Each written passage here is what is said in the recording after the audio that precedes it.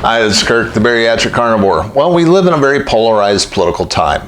Half the country is for Trump, the other half is against him, and that's really what it boils down to. It is very tribal, and it's getting weirder by the day. There was an interesting press conference that happened just a couple of weeks ago where Robert F. Kennedy Jr. Announced that he was suspending his campaign and was endorsing Trump.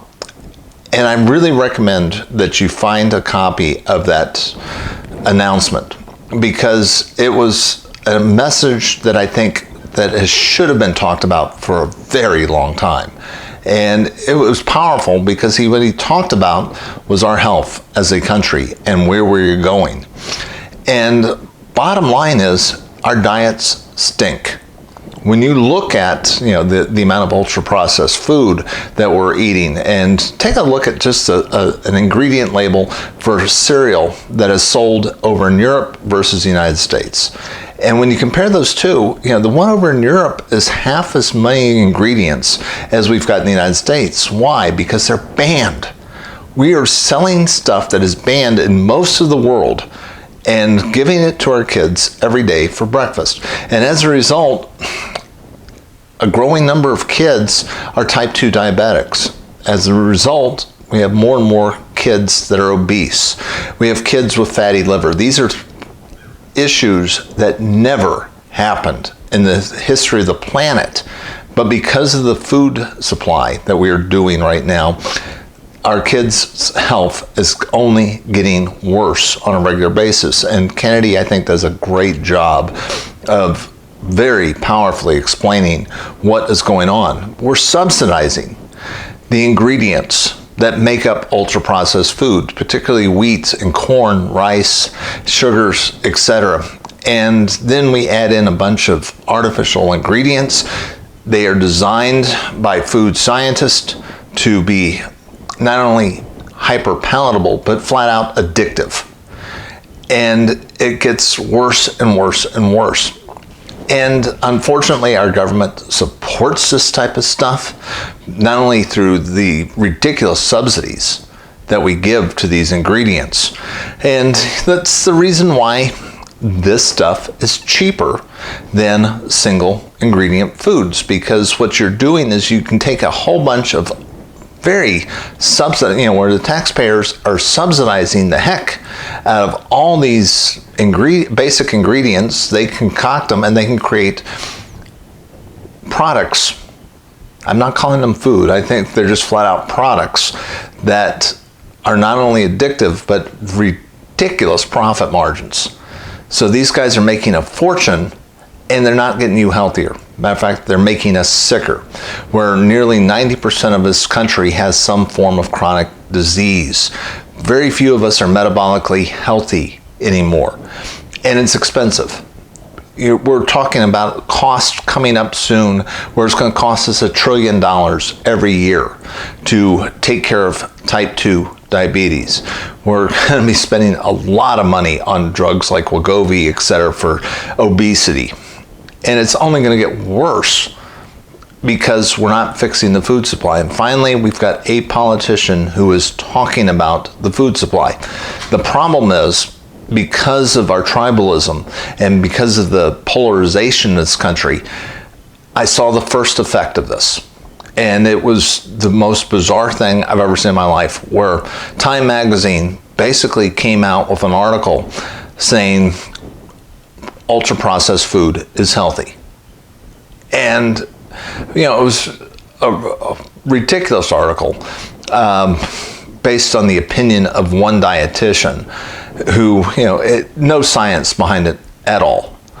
But this is what's going to be happening because of the way we've got a tribal country going on, where you've got one side saying ultra-processed food is bad.